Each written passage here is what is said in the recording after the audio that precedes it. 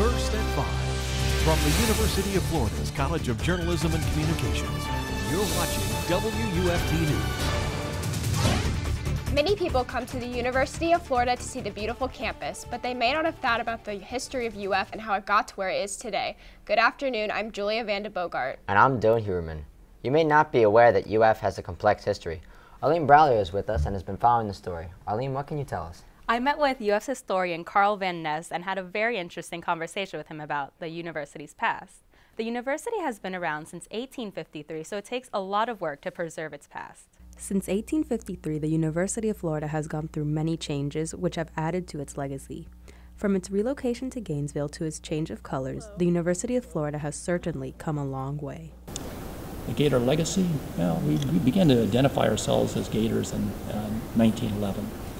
That's when the Gator nickname was adopted. I think that we will continue to have that identity. I think that this campus, like a lot of other large public institutions, really tends to create a sense of unity, a sense of common purpose.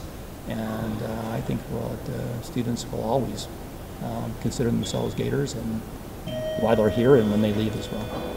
During the early years of the campus, it was a very small school. There were never more than 3,500 students enrolled here prior to World War II, and everything tended to be centralized.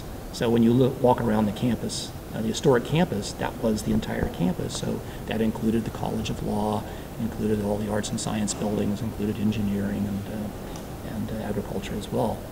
Homecoming is a tradition that has been around for just under 100 years. Van Ness shares details about the homecoming celebration. We have a homecoming celebration just like any other university. The first one occurred shortly before World War I, and it's been held every year since 1923. It's a time for alumni to come back to their alma mater and relive the old days. At least it used to be. Today it's not so much a tradition for alumni. I think alumni come back to the University of Florida all the time. They don't need homecoming to do that. Today it's more of a campus event and also a community event. It draws in a lot of people from the Gainesville community who are not students and probably will never be students here. But it's seen as a time for celebration. The high schools all close during homecoming weekend. The University of Florida has lots of history to it. Many things, such as the invention of Gatorade and the relocation of campus, have added to its great legacy. Its legacy began many years ago and continues now and will continue for the years to come. Van Ness says the university can use its past history to help move forward and continue innovating.